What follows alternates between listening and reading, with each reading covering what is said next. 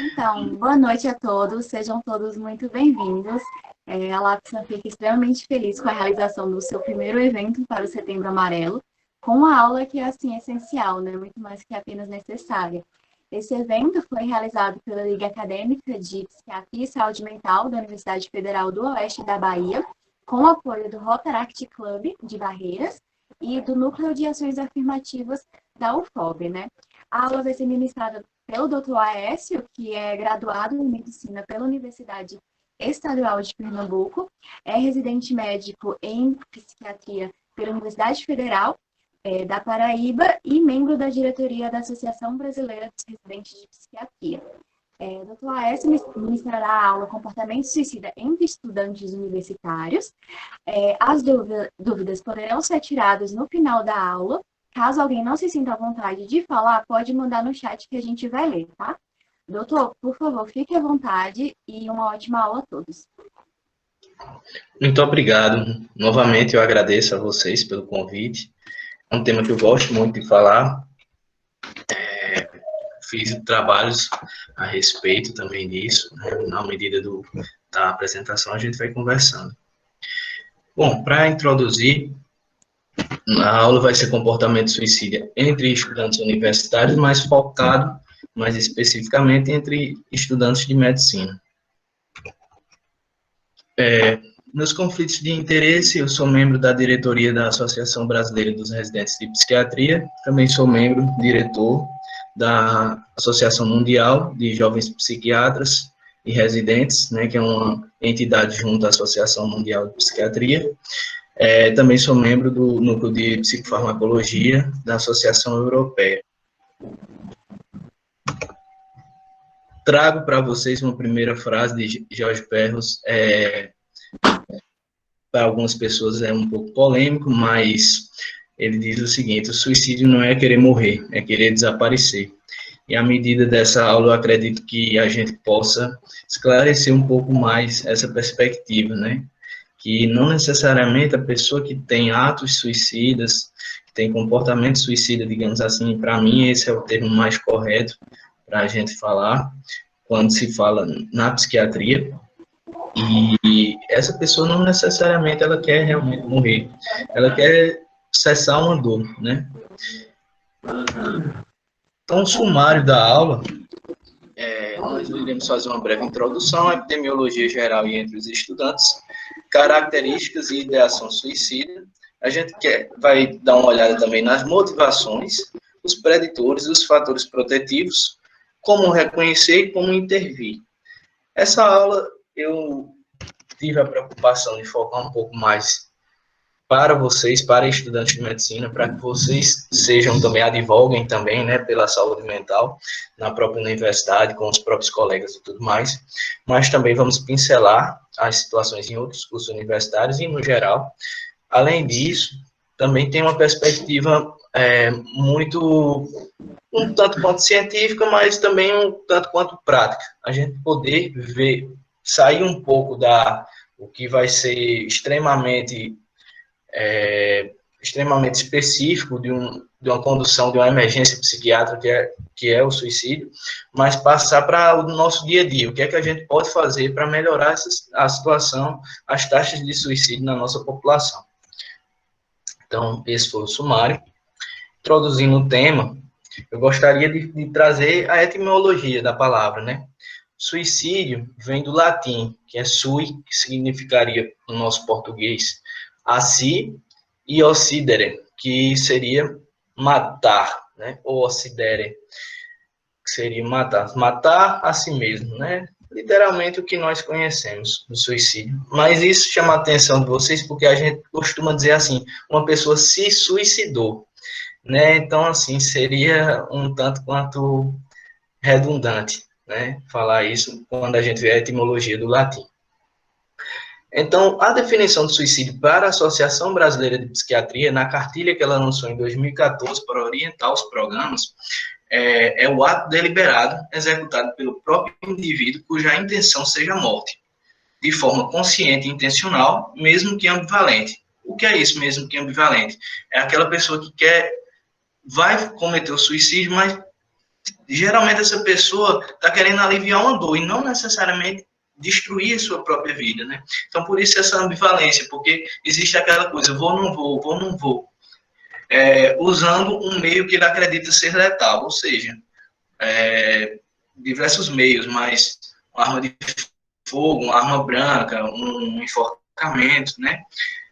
E Bottega, que é um dos grandes autores brasileiros desse assunto, no seu livro Crise Suicida, que eu acredito tenha sido lançado em 2018, ele traz o seguinte: na crise suicida haveria um colapso existencial, né? Então, aí não teria muito que a gente explicar, realmente é a definição dele.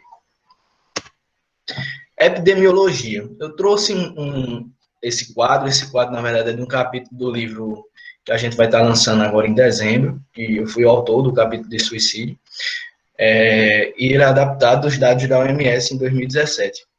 Vocês veem muito que o pessoal divulgando que tem um suicídio a cada 45 segundos. Na verdade, hoje já estamos pior, infelizmente. Hoje é um a cada 40 segundos. São 800 mil óbitos por ano no mundo. Para vocês terem noção, isso se assemelha a que dado? Aos dados do Covid, né? Enquanto que o coronavírus, praticamente em um ano de existência, chega a esses números como uma pandemia global que parou o mundo, basicamente, suicídio muitas vezes não tem nem repercussão local. Então, para a gente ver qual o tamanho do preconceito quando lida com doenças psiquiátricas, com saúde mental. Responsável por 1,4% de todas as mortes no mundo e é o 18ª principal causa de óbitos em 2016. Outro dado também muito triste é que 79% são em países de baixa ou média renda, né? Então, nos enquadraria nesses dados. Inclusive, no Brasil, a detrimento de outros países, o suicídio vinha aumentando, né, nos últimos anos. Mas aqui a gente quer falar muito entre os estudantes. Então, entre estudantes, o que é que a gente tem de dados mais concretos, né? Vamos dar uma perspectiva. É a segunda causa de óbitos entre 15 e 34 anos. Então, assim, se nós estávamos falando da 18ª e a gente já estava preocupado, imagina agora a segunda. Na nossa faixa etária, eu sou um pouco mais velho que vocês, acredito, mas ainda estou nessa faixa etária, é a segunda causa de óbito. O aumento de 30% entre jovens brasileiros nos últimos 25 anos. Então, a gente precisa discutir por que está havendo esse aumento tão significativo, né? A taxa ainda maior e crescente entre médicos e estudantes, a gente vai ver isso mais para frente. A importância dos estressores psicossociais, a gente também vai esmiuçá-los, mas já pincelando, né, essa questão, por exemplo, será que a academia médica, será que a forma com a qual nós somos ensinados no pré-vestibular, no nosso ensino médio, essa competitividade que nos é gerado, essa competitividade na própria universidade, né? E depois vocês ainda vão lidar com essa competitividade para vocês ainda mais acirrada no período de residência médica. Aí entra na residência médica mais outro período, aí sai mercado de trabalho. Então, assim, será que esses fatores contribuem? Importante a gente ver também nessa aula. Também precisamos destacar os transtornos mentais comórbidos, né? Que é muito comum, é praticamente, assim, 1 para 1, as pessoas que cometem suicídio têm outra doença psiquiátrica. Então, do perfil epidemiológico, né? Esse eu peguei num estudo conduzido pelo pessoal da anestesia, na verdade, não foi nem da psiquiatria, cujo autor é Kancic, desculpa, e foi publicado em 2012. Então, ele verificou que entre estudantes de medicina, 4 a 5 vezes mais, existe 4 a 5 vezes mais suicídio que na população para a mesma faixa etária. Então, volto aqui só para destacar para vocês. Nós tínhamos a segunda maior causa de óbito entre a população geral de 15 a 34 anos. Mas quando a gente fala em estudante de medicina, essa que é a segunda causa, é multiplicado por 4 a 5 vezes. Então, a relevância fica ainda mais importante. Em médicas, aí aqui eu já pulo um pouco, já quando vocês terminarem, é 120% maior para a mesma faixa etária. Ou seja, vocês meninas, quando forem médicas agora, vocês vão ter um risco 120% maior do que uma colega de vocês que não graduou-se em medicina. Em médicos, 40% maior. E isso é interessante também porque, em geral, mulheres tentam mais e homens, digamos assim, conseguem mais cometer o suicídio. E na população médica, como estatisticamente é tão mais relevante nas mulheres, 3 vezes mais, né, termina que esses dados se equiparam na questão de suicídio mesmo, não a intenção, não o ato, a tentativa de suicídio. Então, das características, eu faço um alerta. Aí aqui eu já trago um estudo conduzido pelo pessoal, professor Mauri Cantilino e Natália Della Santa, na Universidade Federal de Pernambuco. E aí é um dado, né, que eu trouxe para a gente, porque é uma realidade próxima, né, à nossa. Então, as evidências que eles encontraram podem, de certa forma, serem replicadas com mais facilidade para a nossa população. Então, há evidências que os estudantes de medicina têm mais possibilidades de sofrer de depressão do que alunos de outras graduações e adultos jovens em geral. Isso eu acho que para vocês, assim, é muito claro, né? Mas a evidência, né, ela corrobora para nós buscarmos auxílios, para nós buscarmos um tratamento, digamos assim, mais pormenorizado, com mais equidade diante das nossas situações. Então, característica dos estudantes que cometeram suicídio. Nós vamos ver aqui, continuando o mesmo estudo, quais foram essas características. Quase na totalidade sofriam de transtornos mentais, majoritariamente foi a depressão, alteração do comportamento, humor, desorganização, indecisão foram vistos por colegas próximos 2 a 4 meses antes. Desse slide é o ponto que eu quero destacar para vocês.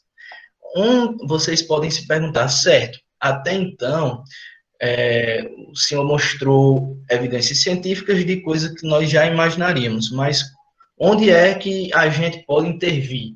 Está aqui, sabe?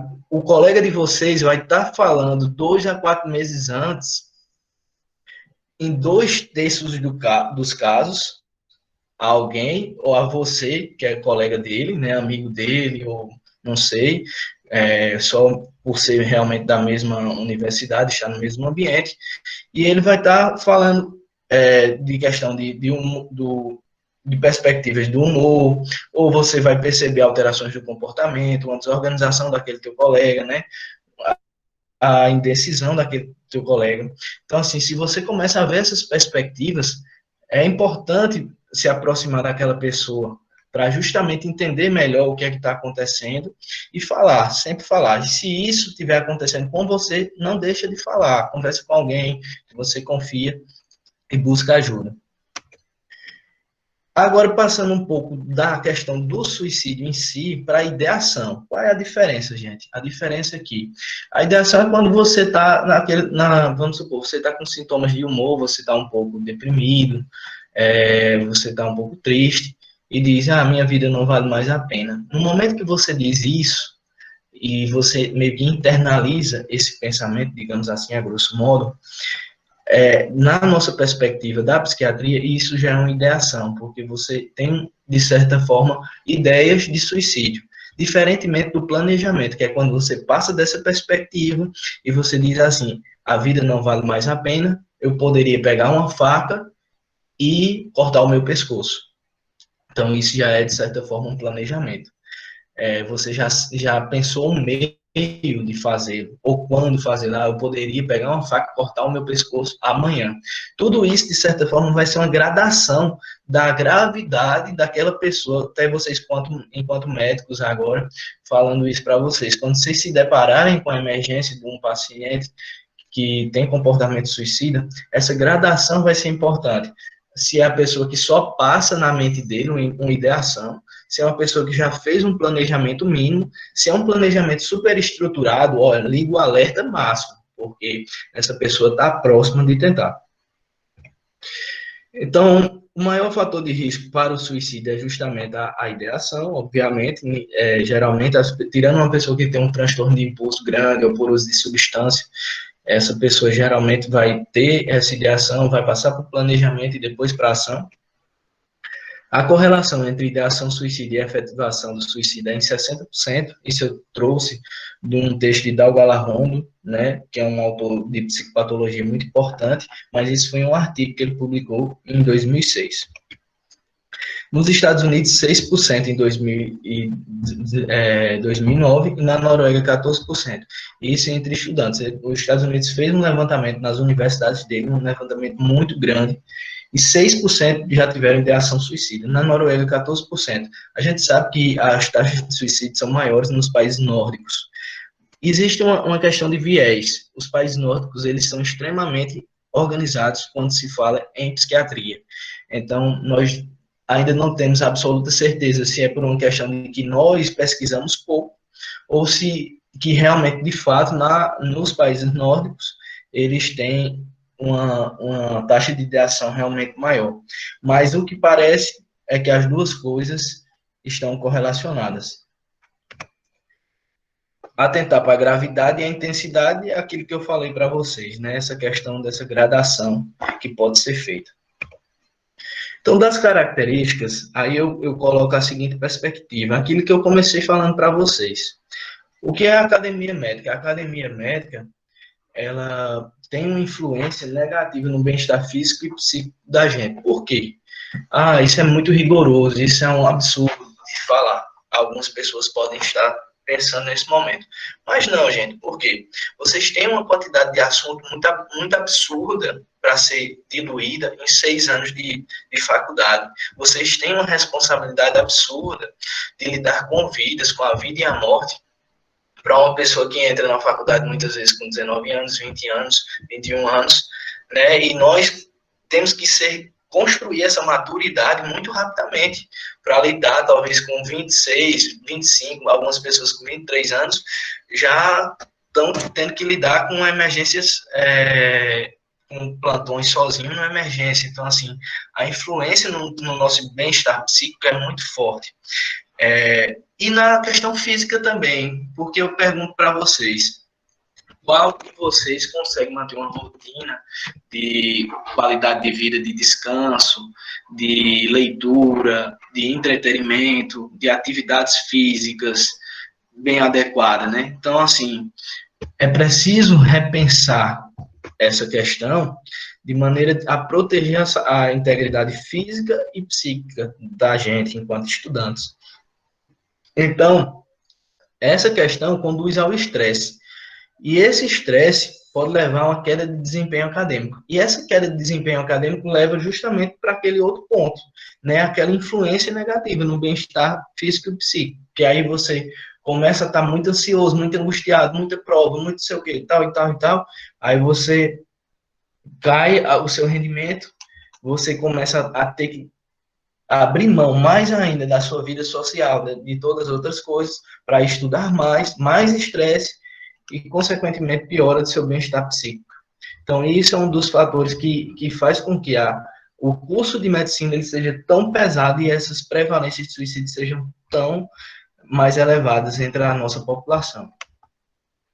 Então, assim, trazendo outro estudo, a Universidade Federal de Uberlândia, em Minas Gerais, né, ela fez um estudo em 2005 e em 2009. Em 2005, ela viu que, entre os estudantes dela, existe uma maior prevalência de depressão e de uso de substância, dos que tinham ideação suicida, certo? Em 2009, 37% haviam apresentado pensamento suicídio previamente, 2,3% tentaram suicídio. Nós não temos aqui no Brasil, por exemplo, um estudo nacional entre várias universidades federais recente que demonstra. Então, por isso que eu trouxe esses dados individualizados, de certa forma, mas para a gente tentar extrapolar para a nossa realidade. A ansiedade entre estudantes, outro ponto extremamente relevante. Trouxe um artigo no qual o Andrade pesquisou sobre isso em 2006, é um pouco antigo, mas também é um dos artigos que eu achei mais elucidativo do tema. Então, Andrade, Sérgio, esse é o artigo para quem quiser dar uma lida. Eles verificaram as seguintes proporções: 20,1% apresentaram alto grau de ansiedade, 79,9% ansiedade média. Nenhum estudante apresentou scores de baixa ansiedade. Veja que coisa, um dado assim alarmante, né? Nenhum estudante de medicina, dentre os que eles pesquisaram, apresentou score de baixa ansiedade. O maior percentual de traços de ansiedade alta foi encontrado no 6º ano e menor no 3º ano. Isso ele não se debruça para tentar explicar, mas vê, a gente parando para pensar, o 6º ano é o período que você está mais sobrecarregado, né? Assim, no sentido de que você já passou todo aquele tempo na faculdade, você está querendo se formar, mas aí, ao mesmo tempo que você quer se formar, você quer arrumar um emprego. Ao mesmo tempo, você não sabe se vai trabalhar ou vai fazer residência logo. E, ao mesmo tempo, qual é a residência que você vai fazer? Então, são tantas indecisões, são tantas escolhas e tantas definições que você precisa ter na vida que o 6º ano termina sendo o ano mais pesado. Em contraponto, o 3º ano, que, pelo menos para mim, também, esse dado é bem relevante.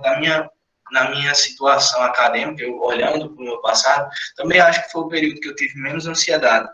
Porque no 1º ano a gente está naquela adaptação, tudo mais, né? No 2º ano, continua um pouco ainda. No 3º ano a gente já está relativamente bem adaptado e começa a ter, de fato, eu fui da grade antiga, não sei como é que é a grade aí na Universidade do Oeste da Bahia, mas na minha grade antiga eram cadeiras ainda. Então, quando a gente chegava no 3º ano, eram as cadeiras de, digamos assim, da parte clínica mesmo da coisa. Começava a ortopedia, reumato e tal. Não era mais fisiologia, anatomia, aquela parte mais do ciclo básico. Então, isso talvez explique, de certa forma, esses dados. E entre os demais universitários, como eu disse, eu ia dar uma pincelada nisso. Então, teve um estudo conduzido em 2009 por Alexandre da Silva, e o pensamento de desesperança foram mais frequentes entre os estudantes de medicina. Ele conduziu esse estudo entre enfermagem, farmácia e biomedicina e medicina, se eu não me engano. E ele viu também esse dado, né, que estudante de medicina era pior. A correlação positiva entre o risco de suicídio e a presença de sintomas depressivos e de desesperança também foi encontrado por ele. Um estudo mais recente, 2017, mostrou que 15 a 25% dos estudantes de psicologia desenvolvem algum tipo de transtorno mental durante a sua formação, sendo a depressão um dos transtornos mais prevalentes. Então, para mostrar uma perspectiva de outro curso também, que também as taxas não são baixas.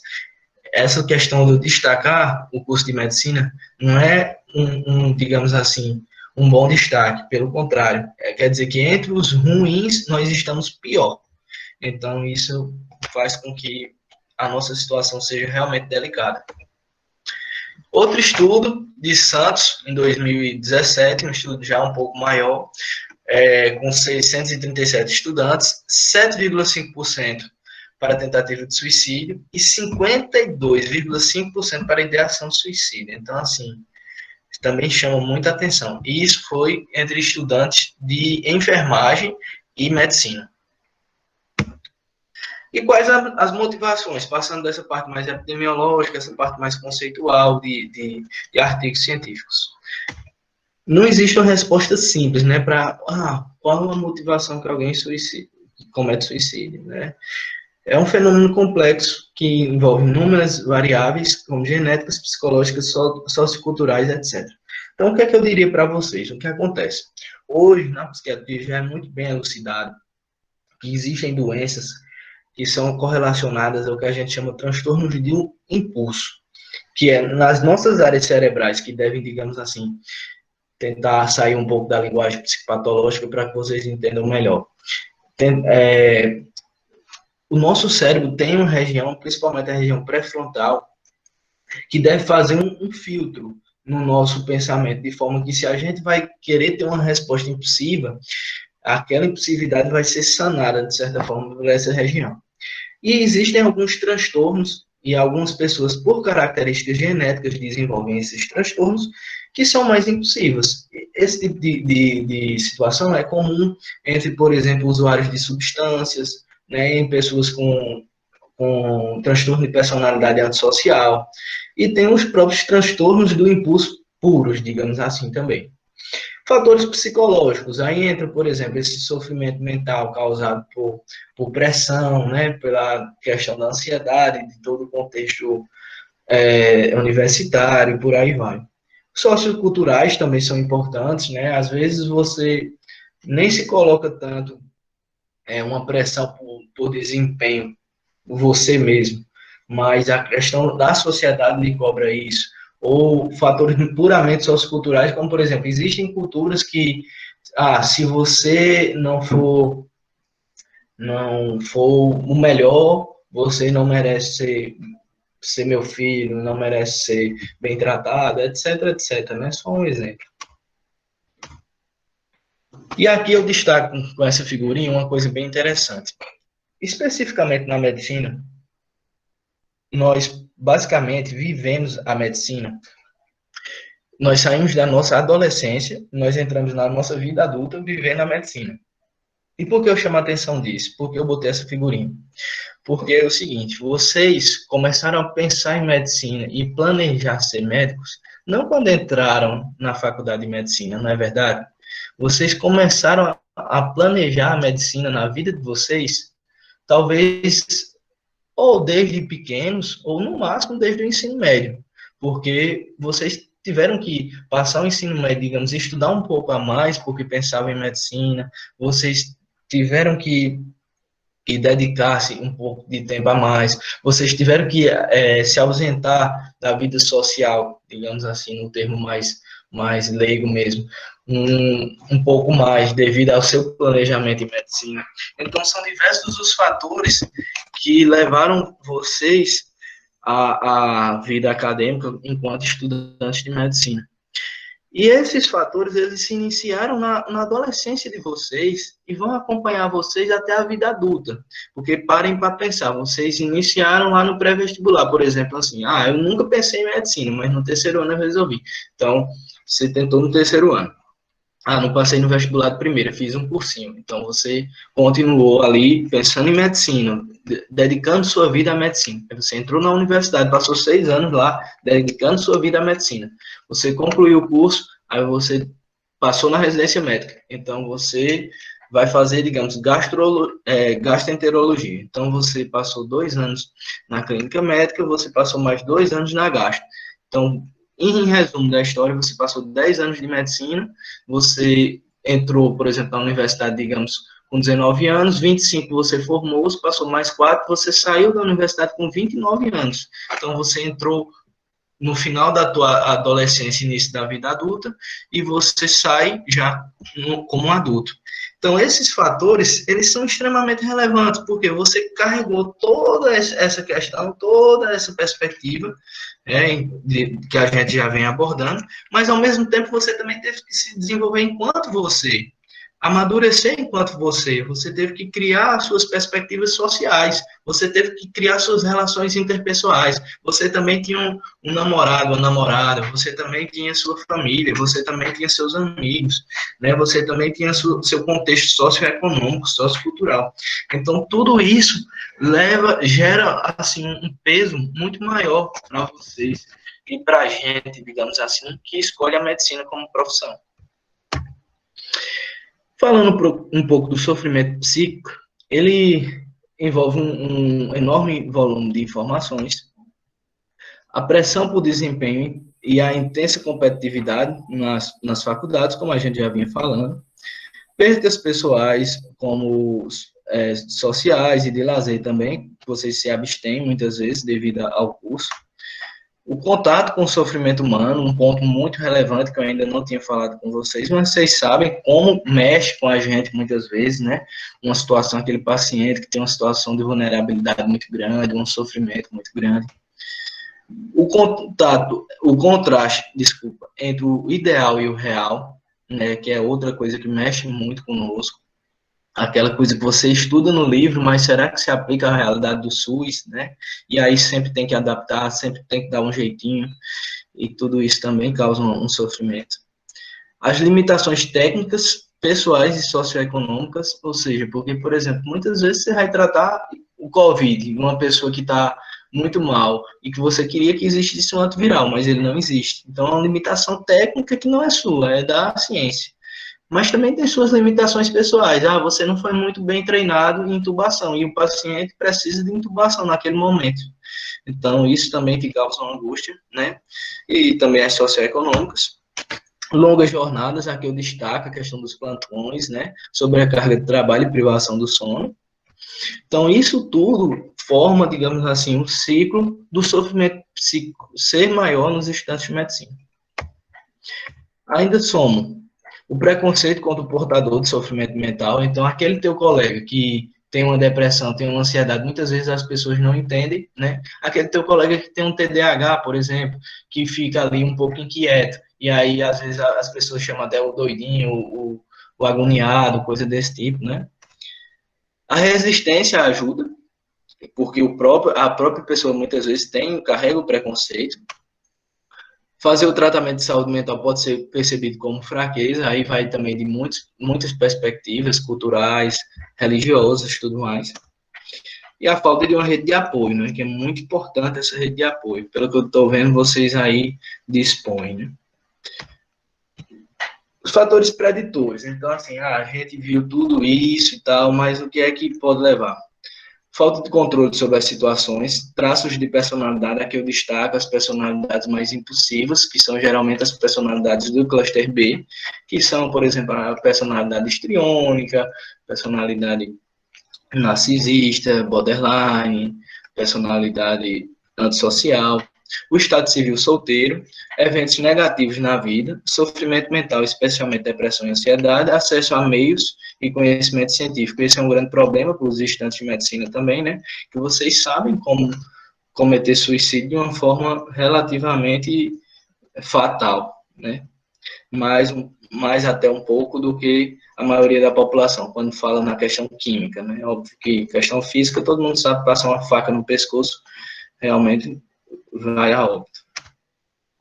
Dificuldade de corresponder à representação social, isso é um problema grande também entre os médicos, porque, assim, existe uma idealização para um médico, né? Então, às vezes, você é um cara que, eu gosto de, por exemplo, de tatuagem.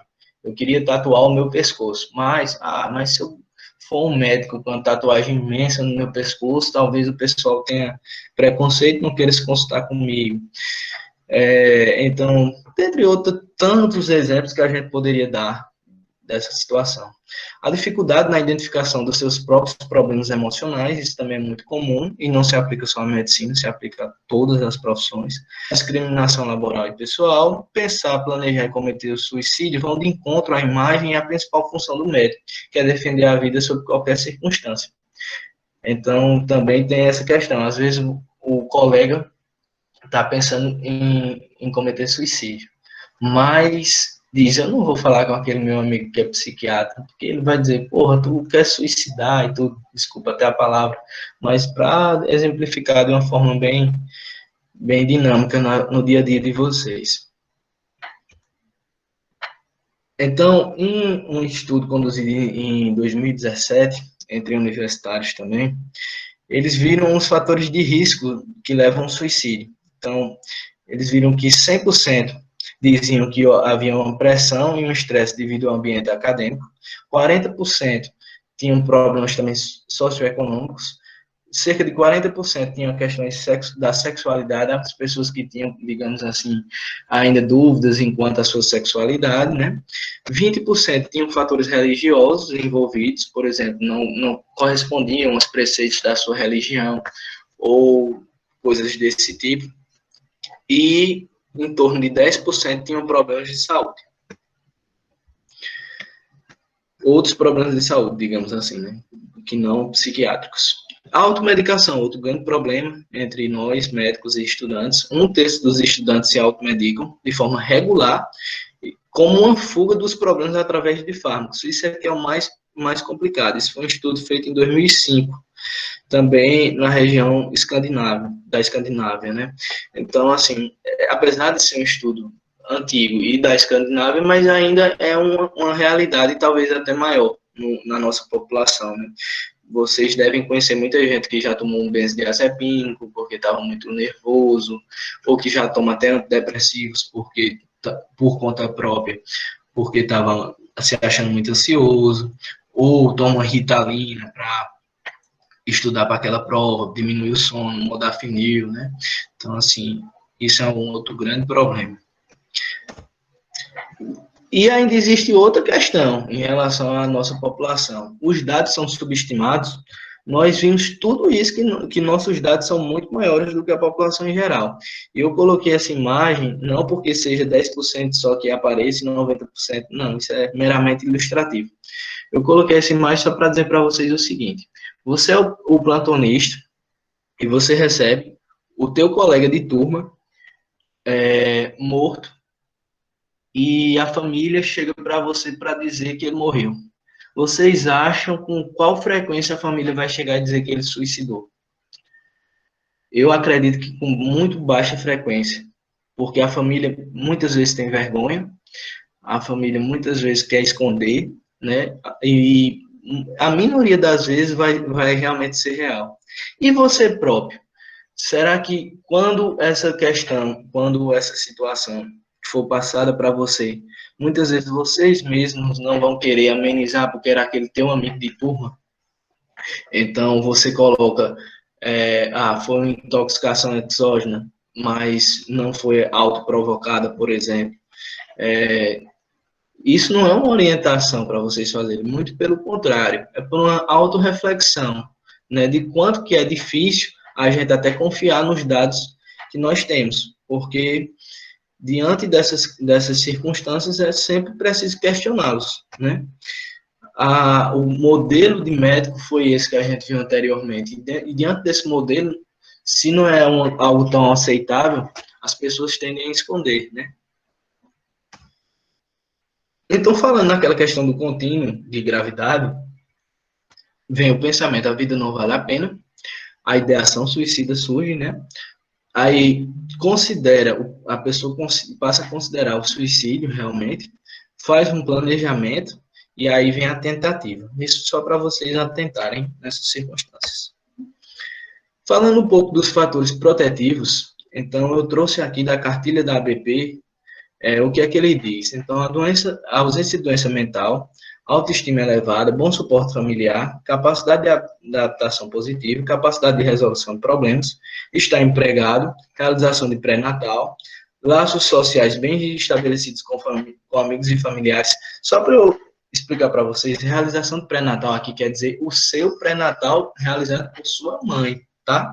Porque a realização de pré-natal, como ela filtra muitas doenças, digamos, um pré-natal bem feito, ele filtra muitas doenças, então, assim, faz com que o suporte, se você adoecer, seja mais antecipado, bem como também previne muito adoecimento, inclusive esse transtorno do impulso que a gente estava dizendo. Em todos os casos? Não, não em todos os casos, mas em alguns casos sim. Então, relação terapêutica positiva, frequência a atividades religiosas, é importante entender isso também, que a espiritualidade ela é vista como um fator muito benéfico na psiquiatria, não só na questão do suicídio, mas na questão da ansiedade, na depressão também. Isso quer dizer, eu tenho que ser religioso, extremista? Não, gente, não, isso daí não. O que eu quero dizer para vocês é que já é comprovado na psiquiatria, por diversos estudos, que acreditar numa entidade superior, essa crença que a gente chamaria de espiritualidade, ela traz sim efeitos positivos. Porque justamente esse ponto de baixo traz um sentido existencial para a pessoa. O senso de responsabilidade com a família e ter crianças em casa.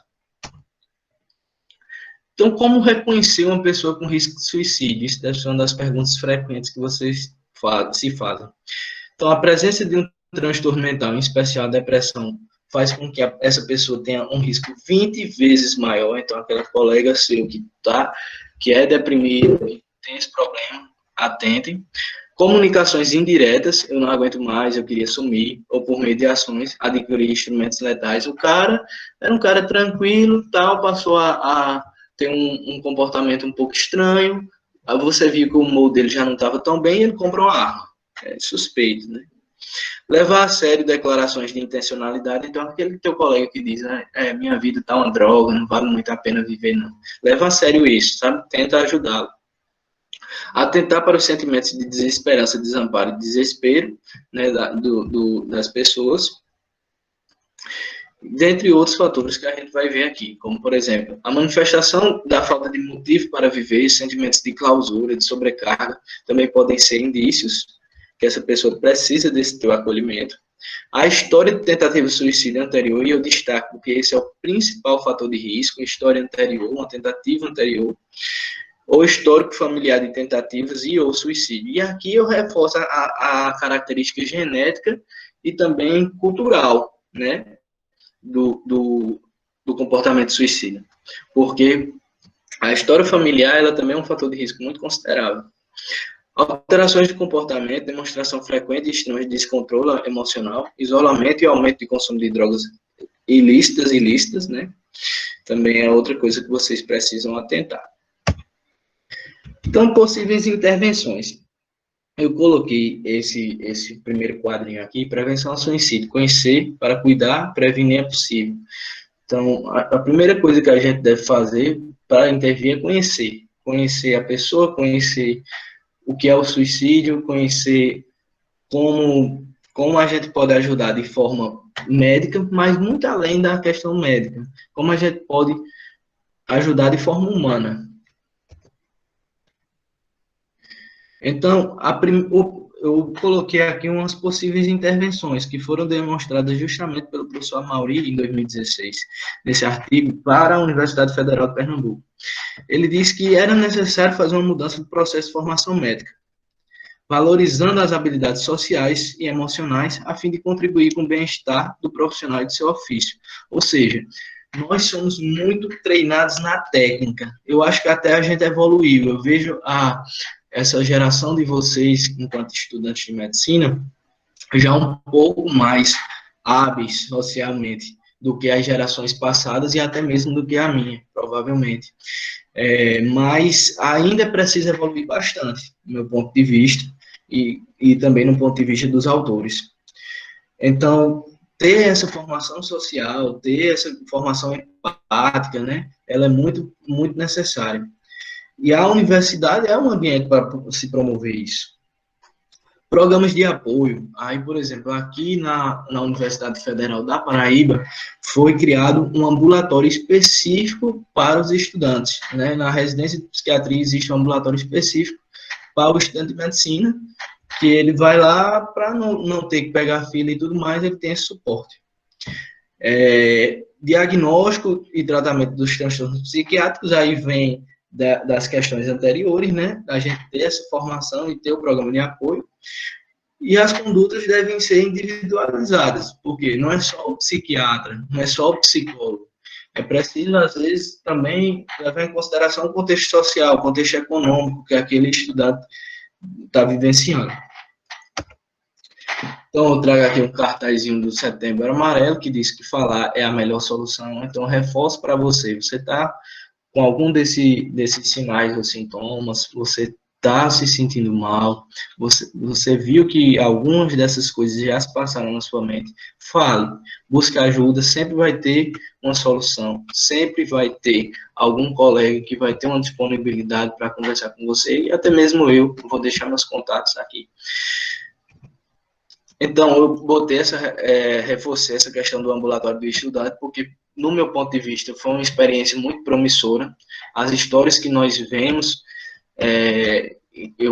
foi no meu segundo ano de residência, a história que eu via nesse ambulatório eram histórias bem, assim, carregadas e que nós conseguimos ajudar muitas pessoas. Então, acredito que é algo muito importante que a universidade forneça esse suporte. Trago aqui para vocês, porque para a gente adentrar nesse tema, nessa aula, nós teríamos que fazer um curso, né? Então, eu trago aqui uma recomendação de literatura para vocês, que é da Cochrane, que são as intervenções primárias no suicídio da universidade, né? E também para estudantes do pós-secundário. E aqui as referências bibliográficas que eu usei para a aula, né, algumas. Aqui eu coloco para vocês, eu disponibilizo meu e-mail, caso alguém tenha interesse de entrar em contato, alguma dúvida ou alguma coisa, e também meu Instagram. Agradeço a todos vocês por participarem, por ouvirem, por tirarem esse tempo para participar dessa temática que é tão importante.